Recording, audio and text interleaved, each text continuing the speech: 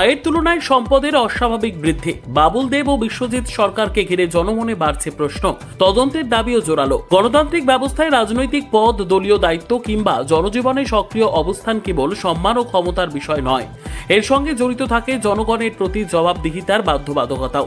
সেই কারণেই জনস্বার্থ সংশ্লিষ্ট যে কোনো প্রশ্ন, অভিযোগ বা বিতর্কের ক্ষেত্রে জনগণের জানার অধিকার এবং সংশ্লিষ্ট ব্যক্তির জবাবদিহি উভয়ই সমান গুরুত্বপূর্ণ। সম্প্রতি বাবুল দেব এবং কাকরাবন মণ্ডল সভাপতি বিশ্বজিৎ সরকারকে ঘিরে আয়ের তুলনায় সম্পদের অস্বাভাবিক বৃদ্ধি নিয়ে স্থানীয় মহলে ব্যাপক আলোচনা, প্রশ্ন এবং অভিযোগ সামনে এসেছে।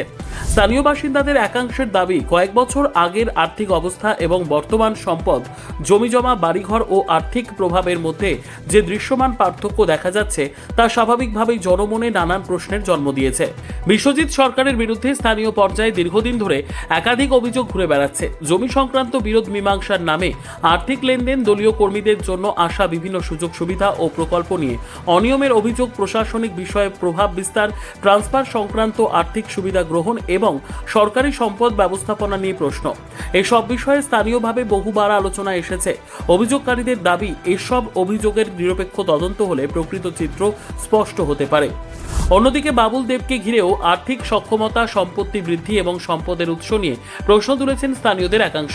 তাদের বক্তব্য, জনজীবনের সঙ্গে সম্পৃক্ত এবং প্রভাবশালী অবস্থানে থাকা ব্যক্তিদের সম্পদের উৎস, আর্থিক স্বচ্ছতা এবং সম্পদের বৃদ্ধির যৌক্তিকতা নিয়ে প্রশ্ন তোলা কোনো ব্যক্তিগত আক্রমণ নয়, বরং এটি জনস্বার্থের বিষয়। স্থানীয় সূত্রের দাবি, গত কয়েক বছরে তার নামেও বেনামে একাধিক স্থানে জমি, 30 একরের অধিক রাবার বাগান, বাড়ি ও অন্যান্য সম্পত্তি অর্জনের অভিযোগ রয়েছে। বাবুল দেবের বিরুদ্ধে আরও অভিযোগ যে স্থানীয় বিধায়কের নাম ভাঙিয়ে নিজের ইমপ্রেশন তৈরি করতে গিয়ে বহু মানুষের সাথে দুর্ব্যবহার করেন। স্থানীয় মানুষের অভিযোগ, রাজনৈতিক পরিচয় বা দলীয় পদ ব্যবহার করে কেউ যদি প্রভাব, ক্ষমতা বা প্রশাসনিক যোগাযোগের মাধ্যমে ব্যক্তিগত আর্থিক সুবিধা অর্জন করে থাকেন, তবে তা কেবল রাজনৈতিক বিষয় নয়, বরং জনগণের জানার অধিকার এবং জবাবদিহির প্রশ্নও বটে। বিশেষজ্ঞ মহলের মতে, গণতান্ত্রিক ব্যবস্থায় জননেতা, রাজনৈতিক পদাধিকারী কিংবা জনজীবনের সক্রিয় ব্যক্তিদের ক্ষেত্রে স্বচ্ছতা ও জবাবদিহির মানদণ্ড আরও বেশি হওয়া স্বাভাবিক। কারণ সাধারণ নাগরিকের তুলনায় তাদের কর্মকাণ্ড সরাসরি জনস্বার্থের সঙ্গে সম্পর্কযুক্ত।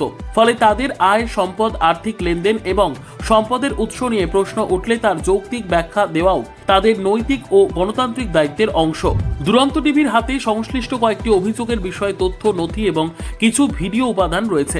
তবে জননিরাপত্তা, আইন শৃঙ্খলা পরিস্থিতি এবং সংশ্লিষ্ট ব্যক্তিদের নিরাপত্তার বিষয় বিবেচনা করে সব উপাদান প্রকাশ করা হয়নি। প্রয়োজনে জনস্বার্থ ও আইনগত প্রয়োজন অনুযায়ী সংশ্লিষ্ট কর্তৃপক্ষের নিকট সেসব তথ্য উপস্থাপন করা হবে। উল্লেখ্য, উত্থাপিত অভিযোগগুলোর বিষয়ে এখনো পর্যন্ত কোনো তদন্তকারী সংস্থা বা আদালতের চূড়ান্ত সিদ্ধান্ত প্রকাশিত হয়নি। তবে যেহেতু বিষয়গুলো জনস্বার্থ, রাজনৈতিক জবাবদিহি এবং সম্ভাব্য আর্থিক অনিয়মের প্রশ্নের সঙ্গে সম্পর্কযুক্ত, তাই স্বচ্ছ নিরপেক্ষ তদন্তের দাবি ক্রমশ জোরালো হচ্ছে। জনপ্রতিনিধি হলে জবাবদিহিও থাকতে হবে। সম্পদের অস্বাভাবিক বৃদ্ধি নিয়ে প্রশ্নের মুখে দুই রাজনৈতিক ব্যক্তিত্ব। দুরন্ত টিভির পুনরায় স্পষ্ট করেছে যে এই প্রতিবেদনে উত্থাপিত বিষয়গুলো জনস্বার্থ সংশ্লিষ্ট অভিযোগ, প্রশ্ন ও স্থানীয় মানুষের বক্তব্যের ভিত্তিতে উপস্থাপন করা হয়েছে।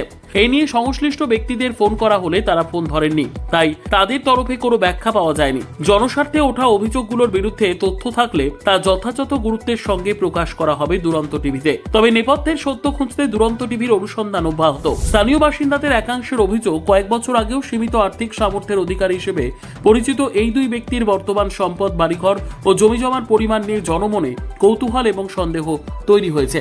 নিজস্ব প্রতিনিধির রিপোর্ট, দুরন্ত টিভি।